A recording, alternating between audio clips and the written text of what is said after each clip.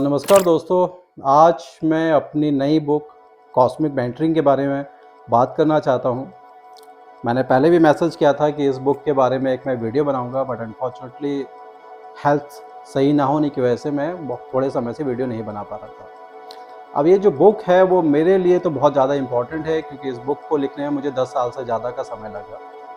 10 साल से ज़्यादा समय इसलिए लगा कि कभी थोड़ा लिखा, कभी कुछ भी नहीं लिखा, कभी डिमोटिवेट हुआ, कभी मोटिवेट हुआ।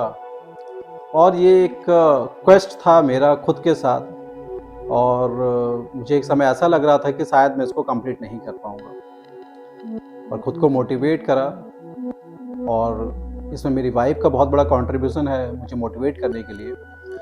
और ये बुक मैंने लिखी है, और मुझे खुद हैरानी हुई कि ये किताब मेरी है, इसको मैंने लिखा है।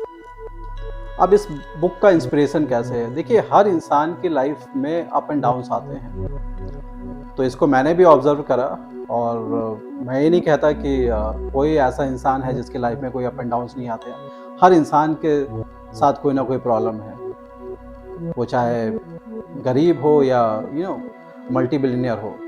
आप अनंत अंबानी का ही केस ले सकते हैं कि उनके पास इतना पैसा है, मगर वो हेल्थ इश्यूज से जूझ रहे हैं। तो एक समय ऐसा आता है जब आपको लगता है कि कोई होप नहीं है, आप मायूस हो जाते हैं। बट उस मायूसी में ही कोई आपको रे ऑफ होप दिखती है, और वो जो रे ऑफ होप है वो आपको ज़िंदा रखती है और आपको स्ट्रगल करने में मदद करती है। तो ये जो बुक है, इसमें मैंने डिफरेंट चैप्टर्स रखे हैं, लगभग 31 चैप्टर्स हैं इस बुक में। अब ये चैप्टर्स का जो टाइटल है वो बड़ा इंटरेस्टिंग है। It starts with birth the festival of life. जी हाँ, जीवन जो है वो जीवन का एक उत्सव है। जब भी कोई नया बच्चा पैदा होता है, नया पौधा निकलता है, नया जानवर पैदा होता है, पक्षी पैदा होता है, कुछ भी नया पैदा होता है, तो ये प्रकृति एक उत्सव मनाती है। एक उल्लास आपको देखने को मिलेगा, एक खुशी मिलेगी देखने को। यही वजह है कि दुनिया में डिफरेंट रिलीजन्स में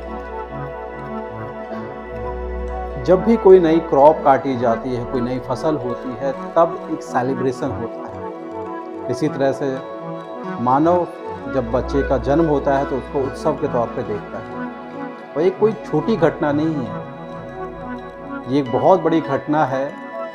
बच्चा जिस तरह से पैदा होता है, ये एक मिरेकल से कम नहीं है। वो शून्य से इस संसार में आता है, और अपने पैदा होने से पहले वो एक लंबी लड़ाई जीतता है। जी हाँ, किसी भी बच्चे के पैदा होने से पहले बहुत सारे स्पर्म्स एक एग को हैच करने के लिए दौड़ लगाते हैं, और उसमें से उन करोड़ों स्पर्म में से एक जो है जीतता है। अब वो जो जीतता है वही इस मैसेज को सुन रहा है और बोल रहा है। तो आपने अपने पैदा होने से पहले एक बहुत बड़ी लड़ाई जीती थी, मगर अनफॉर्चुनेटली पैदा होने के बाद लोगों को खुद पे से विश्वास हट जाता है। उसकी बड़ी वजह है कंडीशनिंग, क्योंकि किसी इंसान को इस बात का रियलाइजेशन करा दिया जाए कि वो निकम्मा है, नकारा है, तो वो ज़िंदगी में कुछ नहीं कर सकता। यहाँ पे पेरेंट्स का और टीचर्स का और जो सोसाइटी है उसका बहुत इम्पोर्टेंट रोल आता है। तो एज ए टीचर मेरा ये मानना है कि हर बच्चा यूनिक होता है, और मैं इसमें बिल्कुल विश्वास नहीं रखता कि कोई बच्चा कमज़ोर है। कई बार क्या होता है, जो बच्चे इंट्रोवर्ट होते हैं उनको नॉलेज होती है, बट वो शर्म की वजह से, साइनेस की वजह से अपनी बात को कह नहीं पाते, मगर उनके अंदर ज़बरदस्त एनालिटिकल स्किल्स होती हैं। और कई बार मैंने देखा है, जब हम उनको मौका देते हैं तो वो पूरी क्लास को अमेज़ कर देते हैं। तो इसी तरह से कई बार ऐसा भी लगता है कि उनके जो आंसर हैं वो थोड़ा-सा ऑकवर्ड हैं, बट हू नोज़, जो आज ऑकवर्ड आपको लग रहा है कल वो एकदम परफेक्ट लगेगा, क्योंकि ऐसा ही होता आया है। हर स्कॉलर को उसके समय ने नहीं समझा। तो ये जो डिफरेंट चैप्टर्स हैं जिसके बारे में मैं बात कर रहा था, वो बर्थ से स्टार्ट होते हैं, और अलग-अलग उसमें लाइफ के स्टेजेस हैं। जैसा मैं आपको बताता हूँ, पेरेंट्स है, the super hero with in you, education, devotion, conscience, festival, prayer, love, motivation, self awareness, vision, travel, beauty and nature, communication, success, friendship, freedom, time, teacher, life, marriage, karma, good and evil, justice, happiness and pleasure, occupation, service, deceit and sorrow, ध्यान.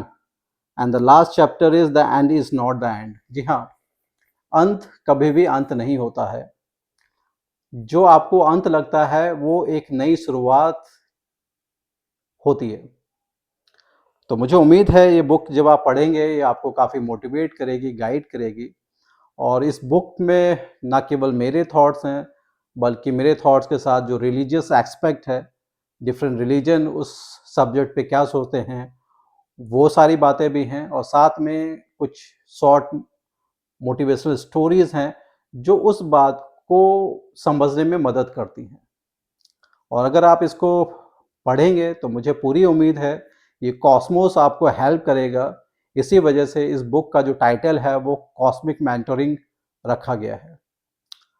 तो इस book को आप पढ़िए, ये Amazon और फ्लिपकार्ट पर available है. और मुझे उम्मीद है ये बुक आपको मोटिवेट करेगी, गाइड करेगी. और अगर ऐसा होता है तो मुझे बहुत खुशी होगी. आज का मैसेज बस इतना ही. Thank you so much.